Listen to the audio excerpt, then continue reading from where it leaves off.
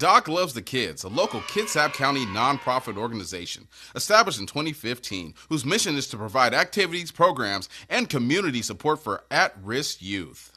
They put the you in community. Doc Loves the Kids.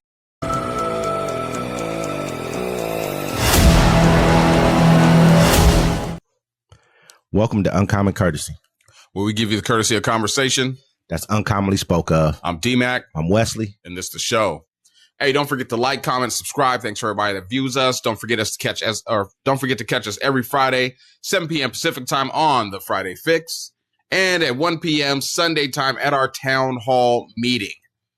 Yeah, make sure y'all pull up on this. It's been great conversations. Friday, no politics. Sunday, nothing but politics. Make sure y'all pull up on us on both of those two shows, man. And Friday, we will be showing a lot of love to local artists in the beginning, playing intro music just to local artists here from this state. Because we like to make sure that the local artists from around here get shine because they're local and they need to be seen. Yeah, but let's get to it, man.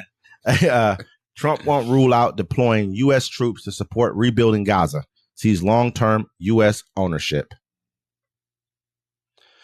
President Donald Trump on Tuesday suggested that displaced Palestinians in Gaza be permanently resettled outside the war-torn territory and proposed the U.S. take ownership in redeveloping the area into the Riviera of the Middle East. Peter? Would Palestinians have the right to return to Gaza if they left while the rebuilding was happening? It would be my hope that we could do something really nice, really good, where they wouldn't want to return. Why would they want to return? The place has been hell. It's been one of the meanest, toughest places on earth. And right now, I've seen every picture from every angle, better than if I were there. And nobody can live there. You can't live there. So if we can build them through massive amounts of money supplied by other people, very rich nations, and they're willing to supply it. If we can build something for them in one of the countries, and it could be Jordan, and it could be Egypt, it could be other countries, and you could build 4 or 5 or 6 areas. It doesn't have to be one area, but you take certain areas and you build really good quality housing, like a beautiful town, like someplace where they can live and not die. Because Gaza is a guarantee that they're going to end up dying. The same thing's going to happen again. It's happened over and over again, and it's going to happen again as sure as you're standing there, Peter.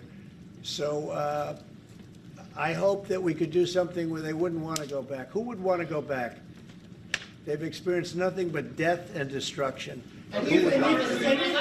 Trump's brazen proposal appears certain to roll the next stage of talks, but meant to extend the tumultuous ceasefire between Israel and Hamas and secure the release of remaining hostages held in Gaza. The provocative comments came as talks are ramping up this week with the promise of surging humanitarian aid and reconstruction supplies to help the people of Gaza recover after more than 15 months of devastating conflict. Now Trump wants to push roughly 1.8 million people to leave the land they have called home and claimed it for the U.S. perhaps with American troops. The U.S. Follow up on what you were saying about the Gazans leaving Gaza, going to other countries. One, where exactly are you suggesting that they should go? And two, are you saying they should return after it's rebuilt? And if not, who do you envision living there? I envision a world, people living there, the world's people. I think you'll make that into an international, unbelievable place. I think the potential in the Gaza Strip is unbelievable. And I think the entire world, representatives from all over the world will be there, and they'll live there. Palestinians also. Palestinians will live there. Many people will live there. But they've tried the other, and they've tried it for decades and decades and decades. It's not going to work. It didn't work. It will never work. And you have to learn from history. History has, you just can't let it keep repeating itself. We have an opportunity to do something that could be phenomenal. And I don't want to be cute. I don't want to be a wise guy, but the Riviera of the Middle East, this could be something that could be so bad. This could be so magnificent. But more importantly than that is the people that have been absolutely destroyed that live there now can live in peace in a much better situation because they're living in hell. And those people will now be able to live in peace. We'll make sure that it's done world class. It'll be wonderful for the people. Palestinians mostly we're talking about. And I have a feeling that despite them saying no, I have a feeling that the king in Jordan and that the general president, but that the general in Egypt will open their hearts and will give us the kind of land that we need to get this done. And people can live in harmony and in peace. Thank you all very much. The U.S. will take over Gaza Strip. We will do a job with it, too, Trump said at an evening news conference with Netanyahu by his side. The president, who made his name as a New York real estate developer, added, "We'll make sure that it's done world class. It'll be wonderful for the people." Palestinians mostly, we're talking about. So he's saying they're talking about the Palestinians, but. Yeah, no, what they're doing, they're going to take the land, build some condos like they planned on it. Just like they said. It's crazy how people said, oh, I think we'll have a better chance with Gaza with Donald Trump. I said, no, you won't. Yeah. He about that money and real estate. And that's exactly what that area is, money and real estate. The Palestinians are going to be kind of lost like people like Louisiana Ninth Warders.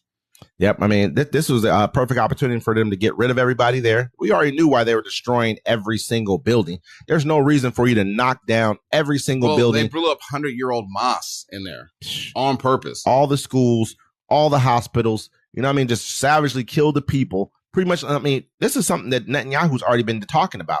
He's already been kind of making this as a point. We're not going to leave Gaza. We should take Gaza. We should do the X, Y, Z. It's some great real estate. Who decided to give this piece of land to the Palestinians in the first place? I think he was a part of that deal, to be honest. I think he was a part of that deal initially. But this, to me, man, it tells us who we really are as America. Not all of us, but obviously the people we voted for, we put into office. He's coming in here basically saying that I want to now just displace every person, because that used to be Palestine. That whole entire Israel, where Israel is now, it used to be called Palestine. First, you break them up into two pieces of land. You know what I mean? And now they're also making settlements on the West Bank. You call them settlers, but they're invaders, and they just keep taking over the land, taking more. But the whole thing, the world's not going to do nothing about it. Just Absolutely. Like, and Donald Trump's like, look, if the world ain't going to do nothing about this because we got they back, he's like, watch what I'm about to do. You know what I'm saying? Because, I mean, we're going to touch on it really quickly, but, I mean, we spoke on it last time. You know, they were just talking about sending American prisoners to El Salvador. Yeah. And now they made the deal to do it. Yep. You know what I'm saying? So who they going to get rid of first? The black folks, the undesirables. Yep. Then they're going to get rid of all the people aiding and abetting these migrants. You know, Democrat. I mean, they got your information. They know who you voted for. I mean, it's just, I mean, he's showing that in reality, he wants lands for certain people of this world. That's all it is to it. And you got Jared Kushner, who is his son-in-law. Those guys are all real estate into real estate development, things of that nature. This is what they're getting into more of. He's a former real estate developer. They know exactly what that piece of land is. You got to remember too, there's huge natural gas deposits in off the coast of Gaza as well, in the water right over there. So I mean, you think about it from that perspective, there's a lot of money to be made by taking these people and removing them from their land. They were already under a police state there. They call it an open air prison, which they were walking around in. So I mean, this is a terrible way for this whole entire tragedy to kind of unfold with them taking this land. They're going to do it. Oh, that was the plan from the get. They said they was going to take it. Yeah. You know, and they're going to put them in Jordan and all these other places where they actually want to take that area too. So they're going to use this like, oh, well, you're having terrorist activities from leftover Hamas in Egypt and Jordan. So we're going to have to bomb that too. Wouldn't you want to go to, he said, Egypt? There's other places like this. I mean, these places aren't like they're the best places for them to go right now. And Egypt didn't want them in the first place. They left them at the wall. They was like, you ain't coming in here. I mean, there's just too many people. I mean, how you going to who's going to take 1.8 million people and be able to house them? I mean, all they're going to try and do is give them a little bit of aid to take them so that then, you know, Netanyahu now they've got the whole entire strip. Netanyahu just stayed quiet and let Trump do all the babbling that he was going to do, but he knows who's going to own that land. Who knows? It's not going to be the U.S. either. It's not going to be us. We're going to help rebuild it. We're going to put the money into rebuilding it. And we're supposed to send soldiers over there. Mister, I'm not about the war. You already bombed Somalia. Yep. You're about to send soldiers to the Middle East to protect Israel. Again, you know what I mean? So this is not a brand new approach that Americans have taken. And I don't think any of you guys are going to say anything about it because you guys always talked about, like he said, he's not about war, X, Y, and Z. Yeah, he is. But he's about taking and he's about war. But I mean, also to add to that too, you know, you had the Muslim community in Michigan voting and you know doing things for Trump because they thought he was going to do something for Gaza. You know what I'm saying? Because he told him he was. He is going to do something for him. He's going to get rid of it. Yep. And that's what you voted for. And then he's going to get rid of you. Yeah, I mean, that's the huge population of Muslim populations in Michigan did that. And now, I mean, and Michigan flipped.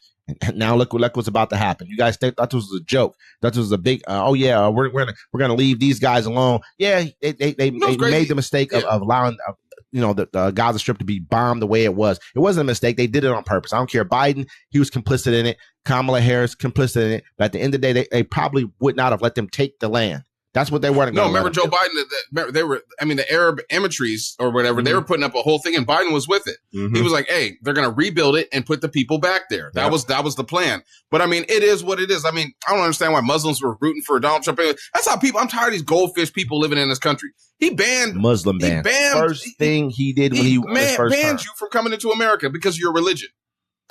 Yeah, I mean, and you're like, and 4 years later, you're like, maybe we give him another chance. He ain't giving you no another chance. It's over. He's taking property now. It's theirs now. He'd be like, I'm going to call it Traza. I'm not laughing because it's not funny, but that was a good one, though. That was a good one. I ain't gonna lie about it. Hopefully he hears me. He'd be like, I like that guy's thinking. Arrest him and bring him over here. I'm like, damn it. Oh, man.